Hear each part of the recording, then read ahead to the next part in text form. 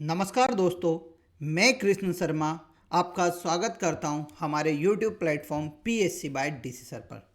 दोस्तों, MPPSC prelims 2026 के लिए मैं आपके लिए 50 डेज एमसीक्यू सीरीज लेकर आया था, जिसमें अभी तक हमने लेक्चर 1 और 2 कंप्लीट कर लिए। आज हमारा लेक्चर नंबर 3 है।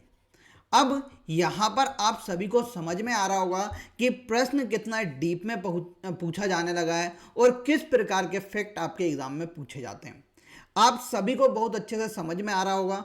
तो मेरा वही उद्देश्य के साथ मैं वापस से आगे बढ़ूंगा कि आप सभी को हर एक फैक्ट याद हो, साथ में कभी फैक्ट याद ना हो तो किस प्रकार से आपको आंसर लगाना है, इन सभी की बातें अपन इस सीरीज में करते हैं। देखिए दोस्तों, नेगेटिव मार्किंग आ चुकी है तो कोशिश करना है अब हमें ज़्यादा से ज़्यादा एमसीक्यू लगाने होंगे। अब आप डेली एक टेस्ट सीरीज को लगाना चालू कर दीजिए, क्योंकि जब आप टेस्ट सीरीज को लगाएंगे, डेली एक एफएलटी लगाइए, और जब टेस्ट सीरीज को लगाएंगे तो आपके मन में नए नए प्रश्न आएंगे और वो नए नए प्रश्न के जब आप सॉल्यूशन ढूंढोगे तो आपका पूरा डाटा वापस से रिफाइन हो जाएगा, यानी आपको और अच्छे से याद हो जाएगा। तो मेरा यही मानना है कि इस सीरीज को ज़्यादा से ज़्यादा लोग बाग देखें और ज़्यादा से ज़्यादा शेयर कीजिए। मैंने आपसे बोला है जिस दिन 50 कमेंट आपने करवा दिए उस दिन मैं आपको इसकी PDF free of cost provide कराना स्टार्ट कर दूंगा, यानी आपको ये पीडीएफ मैं आपको प्रोवाइड कराना स्टार्ट कर दूंगा। तो कोशिश कीजिए इसे ज़्यादा से ज़्यादा आप शेयर करें, ठीक है। चलिए अब आगे बढ़ते हैं बिना कुछ देरी किए। सबसे पहला प्रश्न है, भारत सरकार का सरकारी e market place GeM portal e commerce के किस प्रकार के मॉडल का एक उदाहरण है। देखिए, गवर्नमेंट एक ऑनलाइन प्लेटफॉर्म लेके आई, उसका नाम है जेम। उसका फुल फॉर्म होता है गवर्नमेंट ई मार्केट प्लेस। क्या होता है गवर्नमेंट ई मार्केट प्लेस?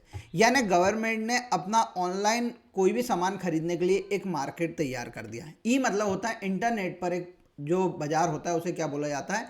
ई मार्केट बोला जाता है। तो इसका फुल फॉर्म क्या होता है? Government e market place. क्या होता है? Government e market place. यह गवर्नमेंट द्वारा 2016 में शुरू किया जाता है। अब देखिए, गवर्नमेंट ने इसे मान लो कि एक स्कूल खोला। मैं एग्जांपल से आपको समझाता हूँ।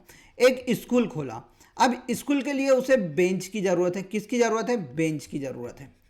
अब गवर्नमेंट जब बेंच खरीदने बाजार में जाती थी तो उसमें ट्रांसपेरेंसी हमें देखने को नहीं मिलती थी कि जो प्रमुख व्यक्ति होते थे, क्या मालूम कहीं से भ्रष्टाचार कर ले, ऐसा गवर्नमेंट का मानना था। कहीं पर बेकार सामान वो आकर लगा दे स्कूल में तो ज़्यादा समय तक नहीं चले। तो गवर्नमेंट ने क्या करा, इस ट्रांसपेरेंसी को बढ़ाने के लिए गवर्नमेंट ई मार्केट प्लेस बनाया।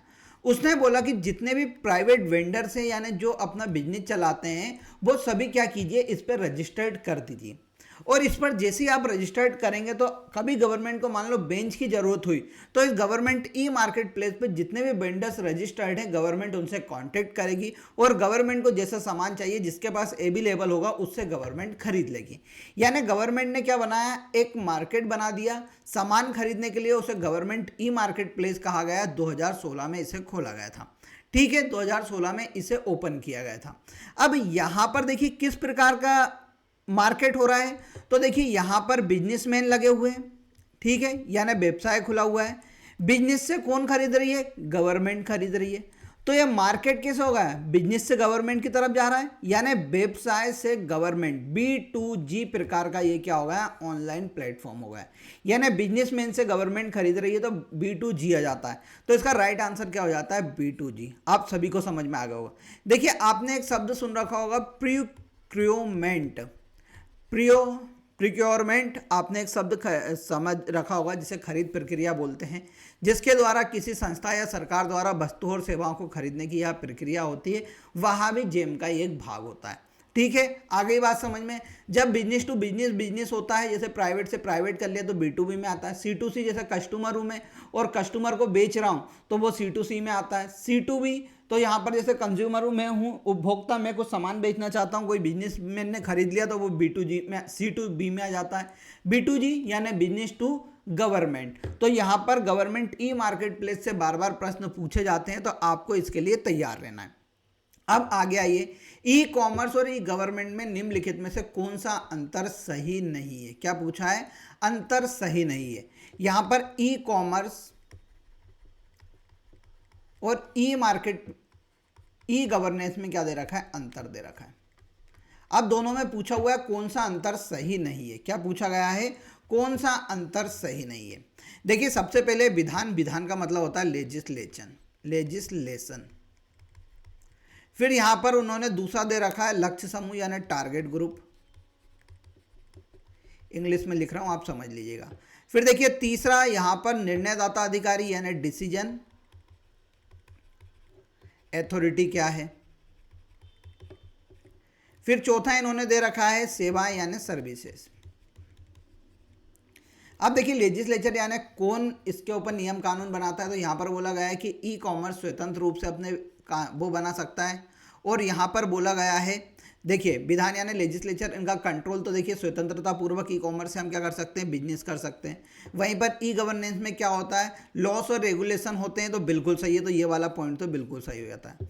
अब देखिए लक्ष्य समूह की टारगेट किसको करते हैं, क्या ये ग्राहक को यानी कस्टमर को करते हैं या मुख्य रूप से पोटेंशियल कस्टमर को टारगेट करते हैं, तो बिल्कुल सही बात है। ई गवर्नेंस में कोई भी नागरिक को टारगेट किया जाता है, तो बिल्कुल सही है, सभी सिटीजन को हमें क्या देना है, सेवा देना है, तो ये भी क्या हो जाता है, इसका राइट आंसर हो जाता है। फिर तुलना का तत्व यानी किस प्रकार से डिसीजन अथॉरिटी जो होगी उसकी बात कर रहे हैं, तो इसमें अधिकार का बिखराव यानी यहाँ पर बोला गया है कि हर एक व्यक्ति मिलकर क्या करते हैं, यहाँ पर डिसीजन लेते हैं हर एक पड़ाव पे, तो बिल्कुल सही है, अधिकार का बिखराव होता है। केंद्रीकृत, इसमें बोला जा रहा है केवल एक ही समूह का डिसीजन लेता, नहीं भैया, यहाँ पर केंद्र सरकार अपना डिसीजन लेगी, राज्य सरकार अपना डिसीजन लेगी, लोकल गवर्नमेंट अपना डिसीजन लेगी, तो ये क्या होता है, केंद्रीकृत नहीं होता है। तो इसका राइट आंसर क्या हो जाता है, सी वाला। सर्विसेज में तो ये लेन देन से संबंधित बिल्कुल सही है, सूचना से संबंधित होती है गवर्नेंस, बिल्कुल सही है। तो यहाँ पर तीसरा वाला हमें क्या होता है, बिल्कुल गलत हो जाता है। अगले प्रश्न पे चलते हैं कि मध्य प्रदेश में पार्थ योजना का मुख्य रूप से केंद्रित है। अब मध्य प्रदेश सरकार द्वारा एक पार्थ योजना लेके आई जाती है। बेटा ये फुल फॉर्म भी पूछा गया था एक एग्जाम में, याद रखना। ये जनवरी 2025 में स्टार्ट की जाती है। कब की जाती है, जनवरी 2025 में। इसका फुल फॉर्म होता है police army recruitment training and हुनर, ये इसका फुल फॉर्म होता है। अब इसके अंतर्गत गवर्नमेंट क्या करती है कि जो विद्यार्थी होते हैं उन्हें सशस्त्र बल, अर्धसैनिक और पुलिस के लिए भर्ती पूर्व प्रशिक्षण प्रदान करती है। यानी जो व्यक्ति मुख्य रूप से आर्मी में जाना चाहता है, पुलिस में जाना चाहता है, पहला मिलिट्री फोर्स में जाना चाहता है, तो उनकी मुख्य रूप से फिजिकल की तैयारी साथ साथ रिटर्न एग्जाम की तैयारी कौन कराएगी, गवर्नमेंट कराएगी। किस योजना के तहत, तो उसको पार्थ योजना के तहत कराया जाएगा। तो इसका राइट आंसर क्या हो जाता है, बी। इसका फुल फॉर्म एक एग्जाम में पूछा गया है, आपको याद रखना है। फिर देखिए निम्न में से कौन सा क्षेत्र तांबा अयस्क से संबंधित नहीं है। अब देखिए तांबा मैंने आपको बताया कि मध्य प्रदेश में कहाँ पर मिलता है, तो सर मध्य प्रदेश में मुख्य रूप से धारवाड़ क्रम की चट्टानों में हमें क्या देखने को मिलता है, मुख्य रूप से तांबा प्राप्त होता है। कहाँ पर, तांबा यानी कॉपर, कहाँ पर प्राप्त होता है, तो धारवाड़ क्रम की चट्टानें। अब धारवाड़ क्रम की चट्टानें सर बालाघाट में पाई जाती हैं, और साथ में हमें कहाँ पर देखने को मिलती है, छिंदवाड़ा में देखने को मिलती है। ठीक है, दो जगह देखने को मिलती है। अब देखिए यहाँ पर बहुत सारी खदानें, जैसे आपने एक सुन रखा होगा मलाज खंड की खान। क्या सुन रखी होगी, मलाज खंड की। आपने केवल एक ही सुन रखी होगी केवल। तो देखो सबसे पहले मैं आपको बता देता हूँ कि जो मध्य प्रदेश में तांबे का उत्खनन होता है वहाँ मुख्य रूप से हिंदुस्तान कॉपर लिमिटेड के द्वारा किया जाता है। किसके द्वारा, हिंदुस्तान कॉपर लिमिटेड के द्वारा किया जाता है। इसकी स्थापना होती है 1967 में। अब मध्य प्रदेश में मलाज खंड प्रोजेक्ट चालू किया जाता है। कौन सा, मलाज खंड प्रोजेक्ट चालू किया जाता है। याद रखना बेटा, ये पूछा गया था एक एग्जाम में 1982 में। इसके द्वारा, इस प्रोजेक्ट के द्वारा मलाजखंड खान में से तांबा निकालना स्टार्ट किया जाता है। अब यहाँ पर बहुत सारी छोटी छोटी खदान बन गई है, जैसे शीतल पानी, गड़ी डोंगरी, गिधरी। कौन कौन सी, शीतल पानी, गड़ी डोंगरी, गिधरी। फिर उसके बाद यहाँ पर धोरली अपन को देखने को मिलता है। क्या देखने को मिलता है, धोरली देखने को मिलता है। फिर जट्टा देखने को मिलता है, जट्टा की खाने हैं यहाँ पर। फिर गराही डोंगरी भी हमें देखने को मिलती है, ये गड़ी डोंगरी लिखा हुआ है। तो ये सभी खान तांबे से संबंधित है और किस जिले में पाई जाती हैं, बालाघाट में पाई जाती हैं। ठीक है, तांबे के उत्पादन में अपन को याद रखना है मध्य प्रदेश पहले नंबर पर है। अब तिरोड़ी की खान अपन ने पहले क्लास में पढ़ी थी कि तिरोड़ी की खान किससे संबंधित है, मैग्नीज अयस्क से संबंधित है, जो कि कहाँ पर है, बालाघाट जिले में। अब पहली क्लास का प्रश्न ही हमें तीसरे दिन दूसरे पेपर में रिपीट मिला है। यानी देखो मैंने तिरोड़ी बताई थी, उसमें पूछा था निम्न में से कौन सी खदान मैग्नीज से संबंधित है, तो मैंने उसमें आपको तिरोड़ी बताया था। और तिरोड़ी यहाँ पर क्या पूछ ली गई कि तांबा क्षेत्र अयस्क से संबंधित नहीं है। तो याद रखना ये कुछ खाने आजकल क्या हो रहा है कि जो पारंपरिक रूप से हम देखते थे मलाज खंड भरवेली, ये पूछा नहीं जा रहा है। आजकल क्या किया जा रहा है, डीप में पूछा जा रहा है। तो ये सभी बातें आपको याद रखनी है, आपसे आगे अगले एग्जाम में पूछ सकता है कि मलाजखंड कॉपर प्रोजेक्ट की स्थापना कब हुई थी मध्य प्रदेश में, तो 1982 में हुई थी। मलाजखंड प्रोजेक्ट किसके अंतर्गत काम करता है, तो एचसीएल हिंदुस्तान कॉपर लिमिटेड के अंतर्गत काम करता है, जिसकी स्थापना 1967 में की गई थी। अगले प्रश्न पे चलते हैं। 1857 की क्रांति के समय ग्वालियर के नरेश कौन थे, क्या पूछा गया है, 1857 की क्रांति के दौरान ग्वालियर के नरेश कौन थे, तो उस दौरान यहाँ के जो नरेश थे उनका नाम क्या था, तो उनका नाम था जयाजी राव सिंधिया। कौन था, जयाजी राव सिंधिया। ये क्या थे, 1857 की क्रांति के दौरान ग्वालियर के या सिंधिया वंश के क्या थे, राजा थे। अब यहाँ पर जियाजी कहीं पे नहीं लिखा हुआ, तो ये क्वेश्चन क्या हो जाता है, डिलीट हो जाता है। जियाजी नहीं बोलेंगे, जयाजी राव सिंधिया 1857 के दौरान ग्वालियर के नरेश थे। जब इनके ऊपर आक्रमण होता है तो ये लोग अपने परिवार के साथ कहाँ पर शिफ्ट हो जाते हैं, आगरा शिफ्ट हो जाते हैं। याद रखना ये प्रश्न पूछा गया था, ठीक है। अब हम अगले प्रश्न पे चलते हैं। वर्ष 2024 में तात्या टोपे स्टेडियम में पे एंड प्ले योजना के किस खिलाड़ी ने सीनियर राज्य स्तरीय स्नूकर प्रतियोगिता जीती है। स्नूकर प्रतियोगिता जीती थी उजेर खान ने। याद रखना उजेर खान मुख्य रूप से किसके प्लेयर हैं, तो ये मुख्य रूप से स्नूकर खेल से रिलेटेड है। किससे, स्नूकर खेल से रिलेटेड है। अब दो तीन खिलाड़ी के नाम आपको याद रखना है। कपिल परमार जो किससे, पेरा जूडो खिलाड़ी हैं। फिर एक याद रखना है रूबीना फ्रांसिस, ये शूटिंग से संबंधित है, जो कि जबलपुर जिले से संबंधित है। और ये किससे, जूडो से, ये पेरा जूडो और ये पेरा शूटिंग। रूबीना फ्रांसिस जबलपुर की हैं और कपिल परमार कहाँ के हैं भैया, सीहोर जिले के हैं, ठीक है, याद रखना। अब आप सभी को पता होगा कि एक खिलाड़ी किसमें, अभी महिला क्रिकेट विश्व कप जब भारत ने जीता तो उसमें एक खिलाड़ी शामिल थी जिनका नाम था क्रांति गौड़, ठीक है। उनका बताना है कि वह किस जिले से संबंधित थी, इसका आंसर आप कमेंट बॉक्स में जरूर कीजिएगा। अगले प्रश्न पे चलते हैं। मध्य प्रदेश के किस जिले को 2024 में रियावन लहसुन के लिए भौगोलिक संकेतक यानी जीआई टैग प्राप्त हुआ है। जीआई टैग यानी ज्योग्राफिकल इंडिकेशन, कभी कोई से क्षेत्र में, किसी भौगोलिक क्षेत्र में कोई चीज़ वहाँ पर बहुत ज़्यादा फेमस है तो उसे जीआई टैग दिया जाता है। जीआई टैग एक्ट 1999 यानी जीआई टैग अधिनियम 1999 के द्वारा इन्हें जीआई टैग दिया जाता है, ठीक है। 2004 में मध्य प्रदेश के पहले सामान, 2004-05 में मध्य प्रदेश के पहले चंदेरी की साड़ी जो आज की डेट में अशोकनगर में आती है उसे क्या दिया गया था, जीआई टैग दिया गया था। फिर देखिए 2024 में रियावन लहसुन को दिया गया जो कि कहाँ का फेमस था, तो रतलाम जिले का फेमस था। अब देखिए बहुत सारे जीआई टैग हमारे मध्य प्रदेश में दिए जा चुके हैं, 15 से अधिक हैं। तो मैं कुछ इंपॉर्टेंट आपको बता देता हूं, जैसे चिन्नौर चावल, चिन्नौर चावल, ये चिन्नौर चावल कहाँ का है, तो बालाघाट का है, याद रखिएगा इसे। फिर देखिए एक दो चीज़ और मैं बता देता हूँ, जैसे सुंदरजा आम, सुंदरजा आम कहाँ का है, रीवा का है। फिर आपको याद रखना है, अभी हाल ही में थोड़े दिन पहले दे रखा है खजूराहो स्टोन क्राफ्ट को भरेवा मेटल क्राफ्ट, ये याद रखना बेटा, इसे ये इंपॉर्टेंट है, भरेवा मेटल क्राफ्ट, ये कहाँ का है, बैतूल का है। फिर सरबती गेहूं, ये सीहोर का है, इसे भी जीआई टैग दे रखा है, ठीक है। फिर ग्वालियर के पेपर में से, पेपर मेचे बोलते हैं इंग्लिश में, पेपर मेचे होता है, ये ग्वालियर के को दिया गया है। पेपर मेचे यानी जो पेपर का अपना बेकार पेपर होता है उसके द्वारा हम खेल खिलौने बनाते हैं, उसे पेपर मेचे कहा जाता है।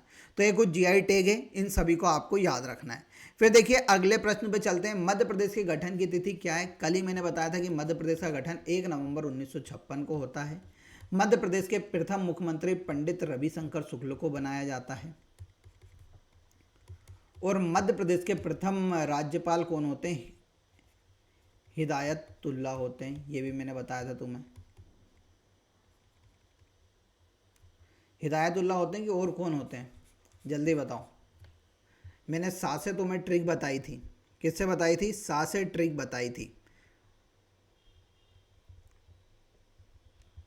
आप सभी को पता होगा कि मैंने सा से ट्रिक बताई थी आपको। उनका नाम था पट्टाभी सीतारामैया। क्या था?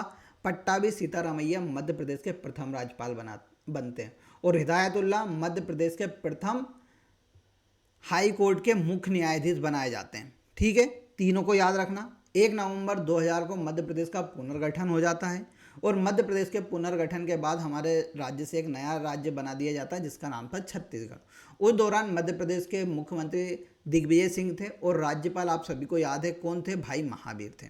ये सभी बातें मैं आपको बता चुका हूँ। अगले प्रश्न पे चलते हैं। सतपुड़ा तापीय विद्युत केंद्र को इनमें से कौन से कोयला क्षेत्र से कोयले की आपूर्ति की जाती? कितनी बार बताया है सतपुड़ा तापीय विद्युत केंद्र? कल भी हमने पढ़ा था और परसों भी पढ़ा था, जिसे हम सारणी ताप विद्युत केंद्र के नाम से भी जानते हैं। क्यों? क्योंकि सतपुड़ा ताप विद्युत केंद्र कहाँ पर है? बैतूल के सारणी में स्थित है। अब इसके बारे में मैंने आपको बताया था कि यहाँ पर पाथरखेड़ा कोयला क्षेत्र है। उस पाथरखेड़ा कोयला क्षेत्र की खोज होने के कारण, और यहाँ पर छोटी तवा नदी थी, पानी भी था, कोयला था, तो इस कारण यहाँ पर क्या लगाया गया? थर्मल पावर प्लांट लगाया गया था। 1967 में ये काम करना स्टार्ट करता है। इसकी क्षमता 1330 मेगावाट होती है। अभी भी 1300 से लेकर 1350 मेगावाट के बीच में ये बिजली उत्पन्न करता है। फिर मैंने बताया था एमपी और राजस्थान की ये संयुक्त परियोजना है। फिर मैंने बताया था कि अमेरिका की सहायता से इसे क्या किया गया था? विकसित किया गया था। कहाँ पर है? तो याद रखना बैतूल में यहाँ है। सभी फैक्ट वापस रिवाइज हुए। अगले प्रश्न पे चलते हैं। निम्न में से कौन सी राष्ट्रीय ई गवर्नेंस योजना एनईजीपी के तहत केंद्रीय मिशन मोड परियोजना नहीं है? देखिए यहाँ पर सबसे पहले हम एनईजीपी देख लेते हैं कि एनईजीपी क्या है। तो एनईजीपी का फुल फॉर्म है, एन से हो जाएगा नेशनल, फिर ई यानी इंटरनेट वाले या इलेक्ट्रॉनिक की बात की जा रही है, फिर एन जी से हो जाएगा गवर्नेंस और पी से हो जाएगा प्लान।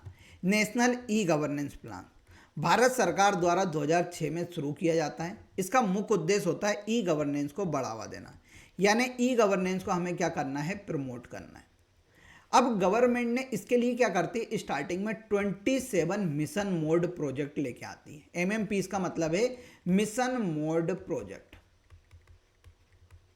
मिशन मोड प्रोजेक्ट वो प्रोजेक्ट थे जिसके अंतर्गत गवर्नमेंट को क्या करना था? काम करना था। यानी कि हमने कुछ 27 एमएमपी डिसाइड किए कि पहले इन क्षेत्रों में हम क्या करेंगे? ई गवर्नेंस को बढ़ावा देंगे। अभी हाल ही में मुख्य रूप से क्या हुआ है? एनईजीपी 2.0 लॉन्च कर दी गई है। क्या किया गया है? National e governance plan 2.0 launch किया गया है। उसके तहत टोटल एमएमपीस कितने हैं? 44 एमएमपीस है। मतलब मिशन मोड प्रोजेक्ट कितने हो गए? 44 हो गए।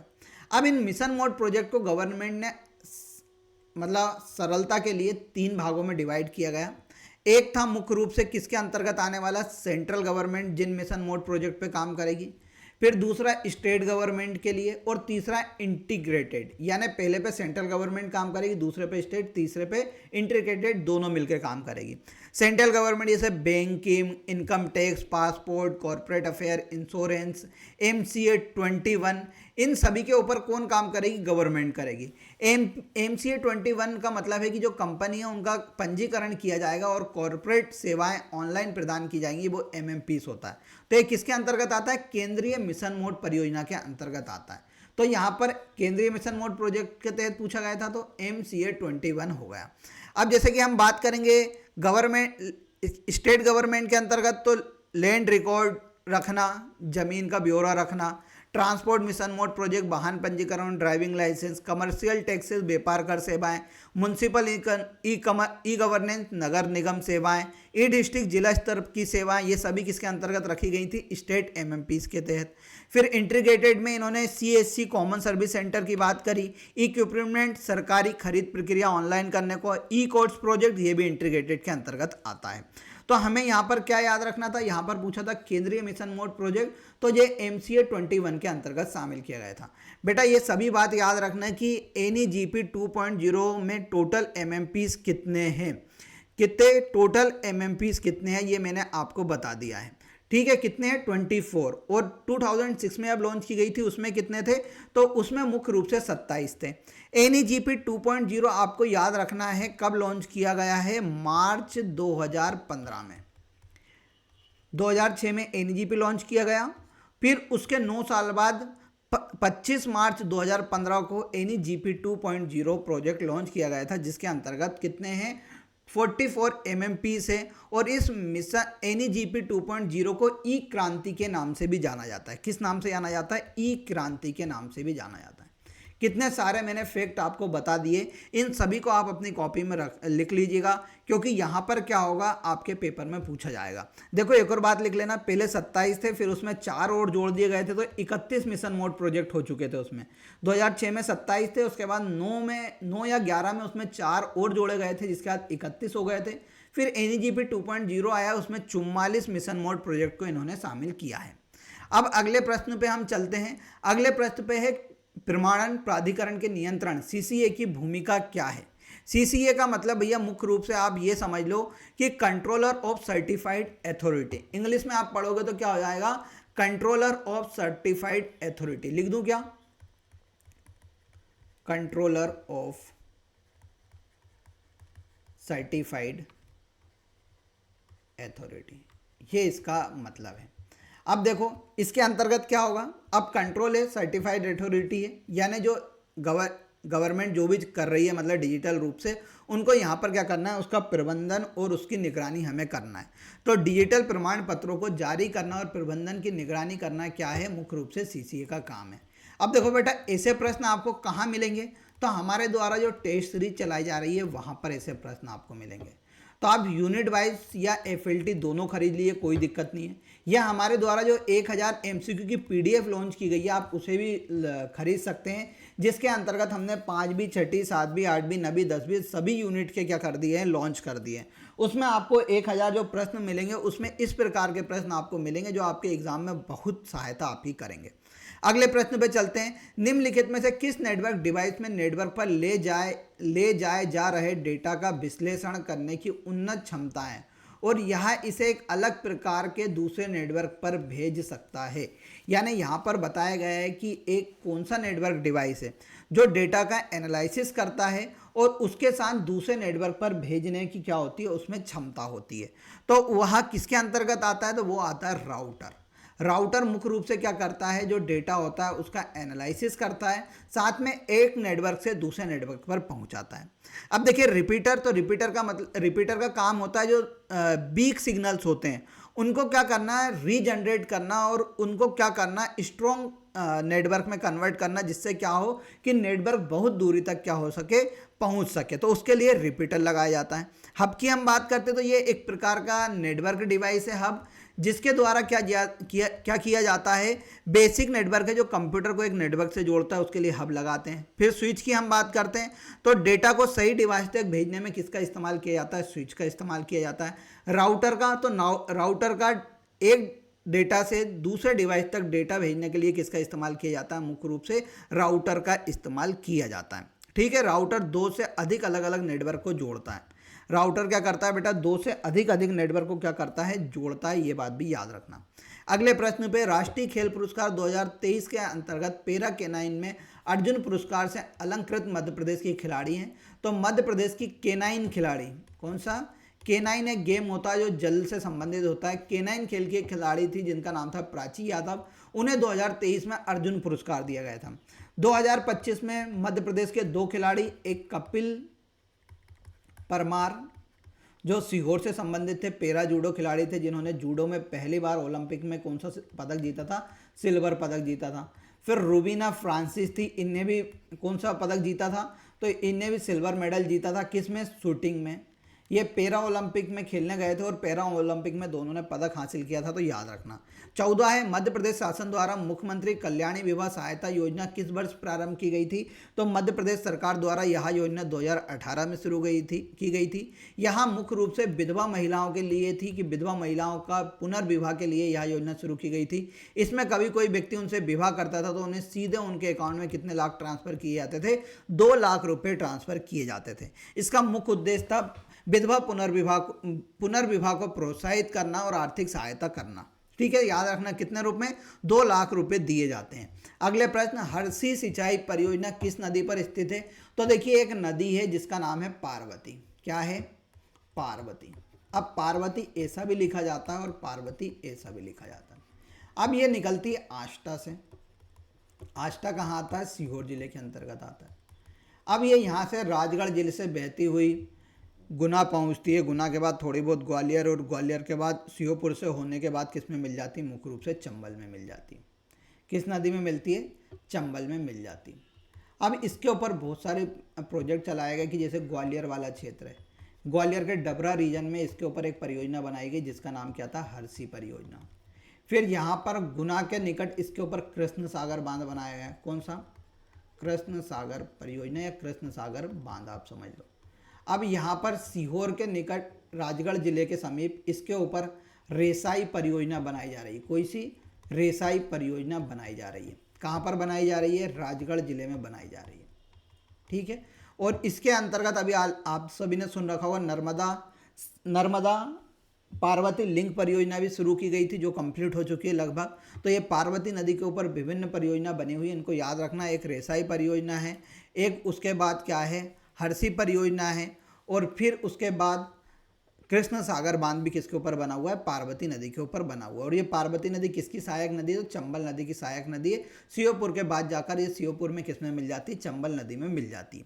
तो इसके ऊपर कौन कौन से प्रोजेक्ट है ये मैंने बता दिया। जैसे बेतवा के ऊपर आप सभी को पता हो कौन सा बना हुआ है, तो इसके ऊपर बना हुआ है हमारा अशोक सागर डैम, सम्राट अशोक सागर डैम, जिसे हलाली परियोजना बोला जाता है। सोन नदी के ऊपर आप सभी को पता है बाण सागर परियोजना बनी हुई है। ठीक है, यहाँ पर बेतवा के ऊपर मैंने कौन सी बताई आपको, हलाली नदी के ऊपर बनी हुई है। हलाली और बेतवा नदी यहाँ पर मिलती है, वहीं पर कौन सी परियोजना, हलाली परियोजना, जैसे सम्राट अशोक परियोजना के नाम से भी जाना जाता है।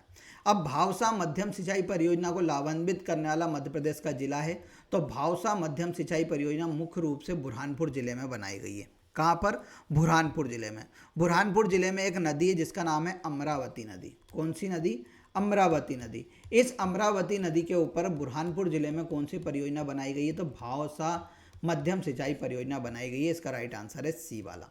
अगले प्रश्न पे चलते हैं। निम्नलिखित में से कौन सा एक डेटाबेस सॉफ्टवेयर का उदाहरण है, तो डेटाबेस सॉफ्टवेयर वो होते हैं जिसके द्वारा डेटा को क्या किया जाता है, अच्छे से एक जगह पर रखा जाता है, उसे प्रॉपर डेटा को स्टोर किया जाता है, अच्छे से व्यवस्थित और मैनेज किया जाता है। जैसे MS एक्सेल आपने देख रखा होगा, उसमें क्या होता है, रो और कॉलम के फॉर्म में डेटा को हम क्या करते हैं, स्टोर करके रखते हैं।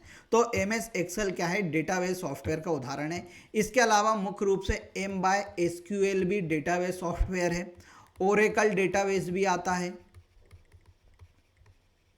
फिर माइक्रोसॉफ्ट एक्सेस, ये भी एक डेटाबेस सॉफ्टवेयर है। फिर मोंगो डेटाबेस, ये भी क्या है, एक प्रकार का डेटाबेस सॉफ्टवेयर। तो ये डेटाबेस सॉफ्टवेयर है। मध्य प्रदेश पंचायती राज अधिनियम सर्वप्रथम किस वर्ष पारित किया गया था, तो मैंने आपको बताया था पांडे समिति की अनुशंसा पर मध्य प्रदेश में 1962 में मध्य प्रदेश पंचायती राज अधिनियम वर्ष 1962 में सर्वप्रथम क्या किया जाता है, पारित किया जाता है। अब ये सभी मैंने आपको MPPSC का जो प्रीलिम्स का बेस था उसमें बहुत अच्छे से पढ़ाया था कि मध्य प्रदेश में कब अधिनियम लाया जाता है, ये सभी बातें आपको बताई थी। उसके बाद इस अधिनियम में 1981 में क्या किया जाता है, परिवर्तन किया जाता है। उसके बाद 1990 में परिवर्तन किया जाता है। उसके बाद 1993 में मध्य प्रदेश में 73वां संविधान संशोधन लागू कर दिया जाता है। कब, 25 जनवरी 1994 के दिन। और इसके बाद मध्य प्रदेश में पंचायतों को क्या दे दिया जाता है, संवैधानिक दर्जा दे दिया जाता है। तो याद रखना, पहली बार 1962 में पारित हुई थी। अभी मध्य प्रदेश में त्रिस्तरीय पंचायती राज व्यवस्था है। 1994 में पहली बार पंचायतों के चुनाव होते हैं। 2007 में पंचायतों में महिलाओं के लिए 50% का आरक्षण मध्य प्रदेश सरकार दे देती है। अगले प्रश्न पे, वर्ष 2024 में मध्य प्रदेश के पर्यटन के ब्रांड एम्बेसडर के रूप में किसे नियुक्त किया गया है, तो पंकज त्रिपाठी को नियुक्त किया गया है। मध्य प्रदेश के प्रथम राज्यपाल डॉक्टर पट्टाभी सीतारामैया को शपथ दिलाने वाले राज्य उच्च न्यायालय के मुख्य न्यायाधीश कौन थे, तो आप सभी को पता है राज्यपाल को मुख्य रूप से किसने शपथ दिलाई थी पहले, तो मध्य प्रदेश के मुख्य न्यायाधीश ने दिलाई थी, और उनका नाम अभी हाल ही में अपन ने देखा था, क्या था, न्यायमूर्ति हिदायतुल्ला था। अगले प्रश्न पे चलते हैं। देव शंकर जयशंकर जोशी संबंधित है, तो देव कृष्ण जयशंकर जोशी मुख्य रूप से चित्रकला से संबंधित है। ये महेशगढ़ जिले के एक प्रसिद्ध चित्रकार है। इनके अलावा नारायण श्रीधर बेंद्रे भी हैं, जो कहाँ से संबंधित है, इंदौर से संबंधित है। फिर आप सभी को पता होगा मकबूल फिजा हुसैन भी ये महाराष्ट्र के थे, जो मुख्य पेंटर थे। दत्तात्रेय दामोदर देवालीकर, ये भी मध्य प्रदेश के थे, कहाँ से, धार जिले से थे।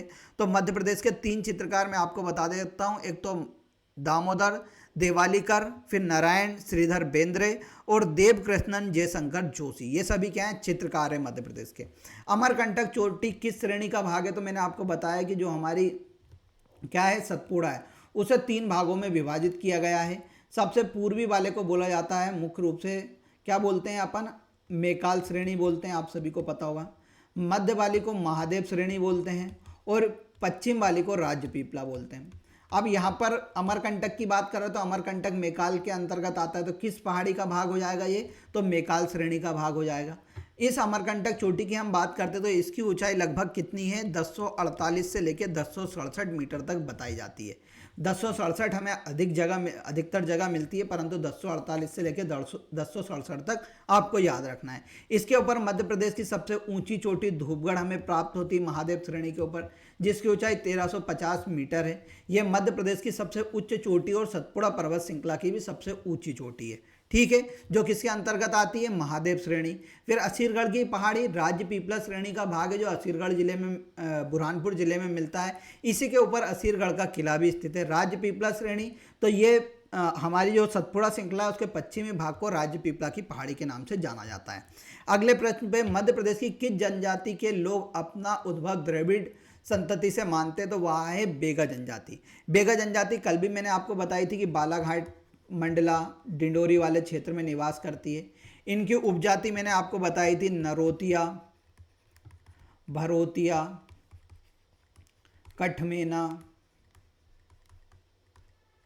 कठमेना बताई थी। फिर मैंने आपको बताई थी नाहर, रायमेना, ये सभी क्या है, इनकी उपजाति है। इनकी जो पंचायत का प्रमुख होता है उसे मुकद्दम कहा जाता है। क्या कहा जाता है, मुकद्दम कहा जाता है। इनके द्वारा बूढ़ा देव की पूजा की जाती है साल वृक्ष में। इनके द्वारा सुअर की बलि दी जाती है। इनको प्रकृति का संरक्षक कहा जाता है। इनमें कर्मा, सेला, रीना प्रमुख नृत्य है। इनके द्वारा बेगानी, कौन सी बोली बोली जाती है, बेगा द्वारा बेगानी बोली बोली जाती है। ये सभी फैक्ट मैंने कल भी आपको बताए थे और एक और बार बता दी। मध्य प्रदेश की पीबीटीजी पर्टिकुलर वर्नल ट्राइबल ग्रुप्स यानी अति पिछड़ी जनजातियों में शामिल है।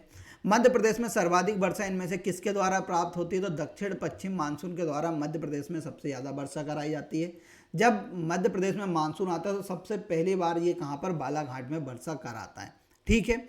अगले प्रश्न पे चलते हैं। निम्न में से कौन 4 राज्यों की संयुक्त परियोजना है, तो मैंने एक दिन बताई थी कि नर्मदा नदी के ऊपर एक परियोजना चलती है जिसका नाम है सरदार सरोवर परियोजना, और ये सरदार सरोवर परियोजना गुजरात में बनाई गई है। और ये 4 राज्यों की संयुक्त परियोजना है। कौन कौन से, तो एमपी, राजस्थान, गुजरात और महाराष्ट्र, ये 4 राज्यों की संयुक्त परियोजना है जो किसके ऊपर बनी हुई है, हमारी सरदार सरोवर किसके, नर्मदा नदी के ऊपर। राजघाट परियोजना बेतवा नदी पर बनी हुई है, आप सभी को पता होगी। फिर बाणसागर परियोजना सोन नदी पर बनी हुई है। चंबल घाटी परियोजना के अंतर्गत 3 आती है, गांधी सागर, राणा प्रताप और जवाहर सागर गरज परियोजना के नाम से मैंने आपको याद कराया था। तो ये सभी परियोजना आपको याद रखनी है। बाणसागर परियोजना मध्य प्रदेश, उत्तर प्रदेश और बिहार, मध्य प्रदेश और बिहार की संयुक्त परियोजना है। चंबल घाटी मध्य प्रदेश और राजस्थान की संयुक्त परियोजना है। राजघाट परियोजना मध्य प्रदेश और उत्तर प्रदेश की संयुक्त परियोजना है। तो ये सभी आपको याद रखना है, आपके एग्जाम में कहीं भी पूछे जा सकते हैं। ठीक है, तो देखो बेटा, आपको ज़्यादा से ज़्यादा एमसीक्यू लगाने की ज़रूरत है। अब आप क्या कर लीजिए, टेस्ट सीरीज को ज्वाइन कर लीजिए, या जो 1000 एमसीक्यू वाली पीडीएफ है उसको परचेज कर लीजिए, इससे आपका बहुत ज़्यादा फायदा होगा। अब आपको यह सीरीज कैसी लगी इसके बारे में आज कमेंट बॉक्स में ज़रूर लिखना है। साथ में क्वेश्चन ऑफ द डे में आपको बताना है कि 1857 की क्रांति मध्य प्रदेश के किस जिले से शुरू हुई थी। ठीक है, अब हम कल मिलेंगे, तब तक के लिए जय हिंद, जय भारत।